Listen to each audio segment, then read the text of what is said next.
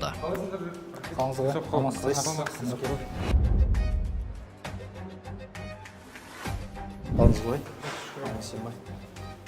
Мәке, өзіңізбен бір таныспыз, сұхбаттаспыз.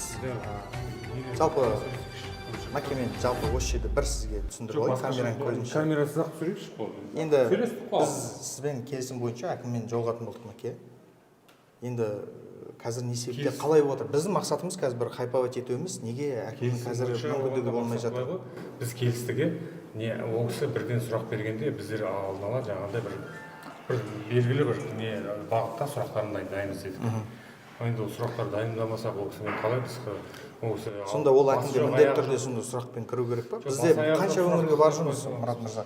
Қанша өңірге барып жүрміз, бірақ бірде-бір әкім ондай дайын маған сұрақ бер деген жоқ. Біз жай ғана сіздермен кәдімгі заңнамалық тұрғыда өзіңізбен адамгершілікпен де өзіңізбен байланысқа шықтық. Соңында әкім қазір қабылдай алмайды. Неге, не себептен қазір? Мен өткен жылы өзіңізге жаздым. Өткен или әлде әкімге дайын сұрақпен кіреміз бе? Әкімнің графигі тығыз болып тұр. Соны мен сізге жазып жібердім ғой. Енді қай уақытта? Енді нақты уақытын айтсаңыз, графикті қарау керек. 1,5 ай бұрын хат жібердік, ресми хат 1,5 ай бұрын жібердік. 1,5 айдың ішінде журналистерді қабылдайтын 1 сағат уақыт болмау деген біріншіден. Сосын сіздің жазғаныңыз бойынша әзірге қабылдай алмайды деген ана жауап келді да.